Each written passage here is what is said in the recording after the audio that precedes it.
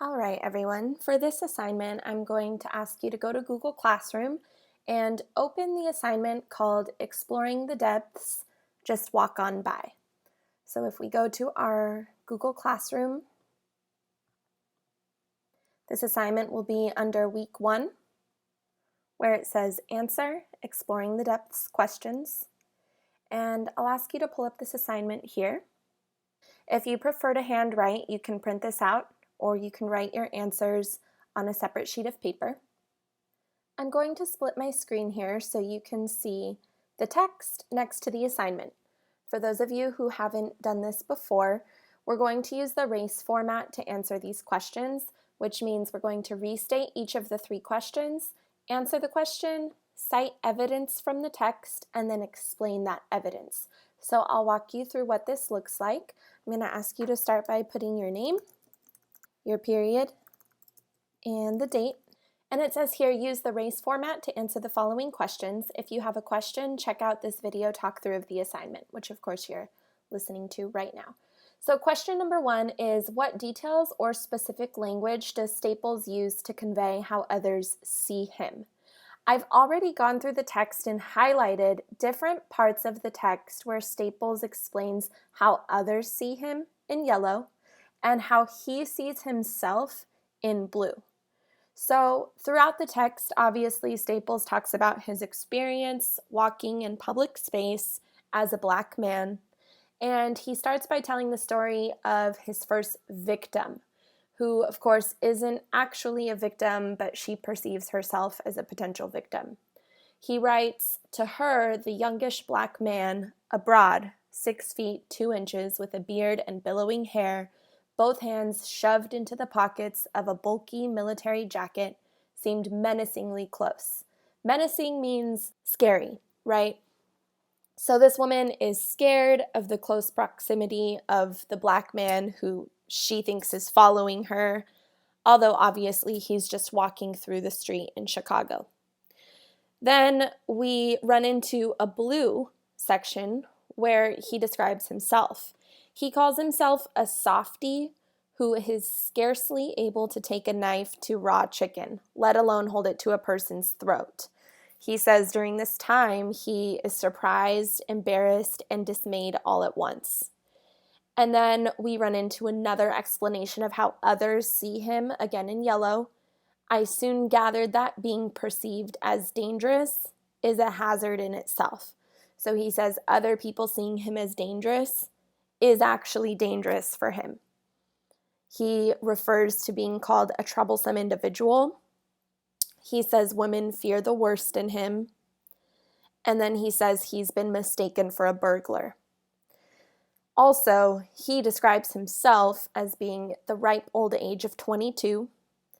And then he talks about other people in his life who were perceived as tough guys that he's buried, who were babes really. A teenage cousin, a brother of 22, a childhood friend in his mid-20s, all gone down in episodes of bravado played out in the streets.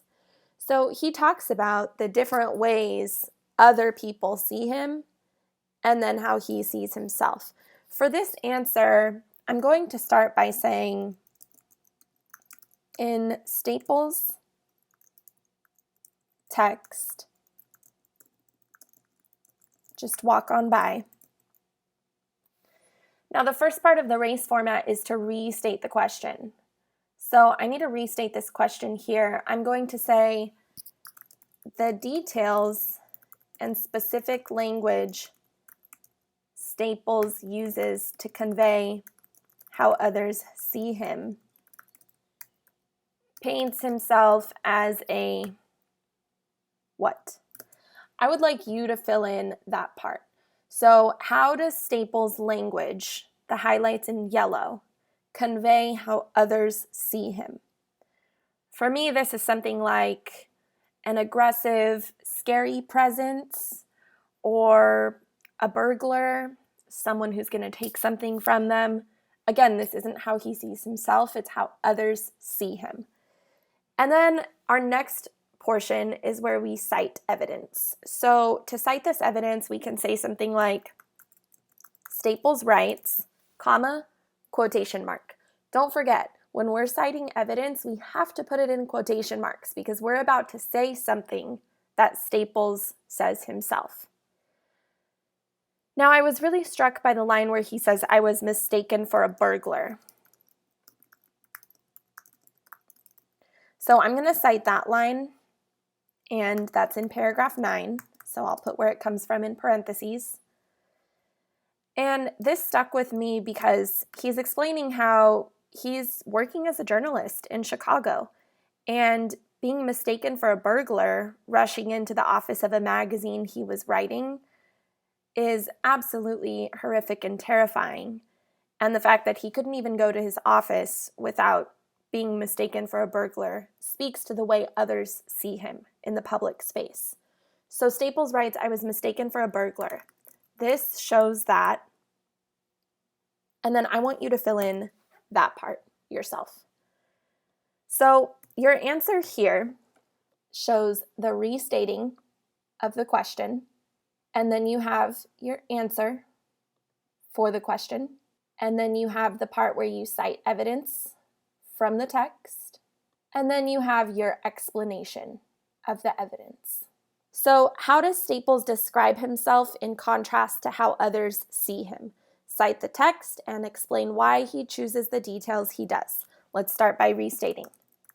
Staples describes himself as, for this part, I want to go up to where he says, "as a softy who is scarcely able to take a knife to a raw chicken."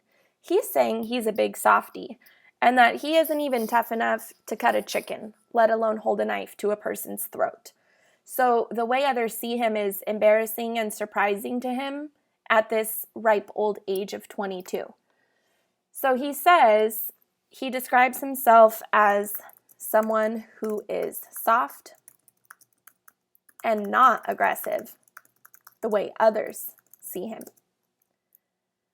Now I'll move to citing the text, where I want to say Staples writes, comma, quotation mark, "as a softy who is scarcely able to take a knife to a raw chicken, let alone hold it to a person's throat." And that's not the end of the sentence, but that's where I'm going to end. So I'll put ... and then I'm citing it from paragraph 2. Now I just need my explanation, the final part of my answer. I'll put this quote shows that Staples is not aggressive the way others see him, but he's really just blank. And I'd like you guys to fill that one in yourself. So we have that first part where we're restating the question. We have the second part of that sentence where we're answering the question. And then we have the third part where we're citing our evidence from the text. Remember, that's in quotation marks. And then we have the last sentence where we are explaining the evidence. So I need you to fill in that last part. Okay, the final question here is, explain the title of the essay as it applies to the subject of identity. Cite the text to support your explanation. So I'm going to go up to the title here, and there's actually an interesting note in the author's biography where he talks about how the original text was just called "Just Walk On By." But later, Staples decided to add the part "Black Men and Public Space." So that's very significant that he did not originally include that as part of the title. Let's start by restating the question. The title of the essay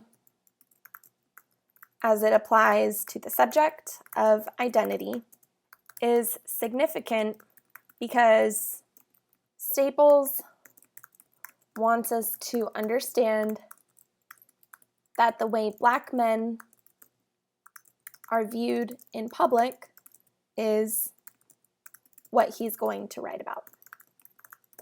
Okay, that's just one way I'm going to restate an answer. If you have another way you'd like to do so, please feel free. Then I need to cite evidence though. So Staples writes, and there was an interesting line that I saw down here where Staples writes, the fearsomeness mistakenly attributed to me in public places often has a perilous flavor. You guys, what does perilous mean? Perilous is dangerous, absolutely extraordinarily dangerous. So he says this fear that people have of him in public places is often dangerous to him. I'm going to use this line to support my thinking. So Staples writes, the fearsomeness mistakenly attributed to me in public places often has a perilous flavor.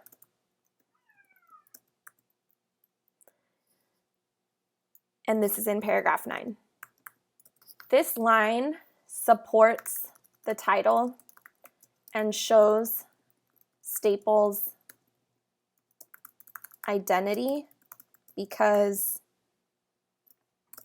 how? So I would like you to finish your thinking there. Then we have the portion that is restating. We have the portion that is answering. We have the portion that is citing. And then we have the portion that is explaining. I know these are long answers, but it's really good practice to cite text evidence. If you have any questions, please feel free to let me know, and I look forward to seeing your responses.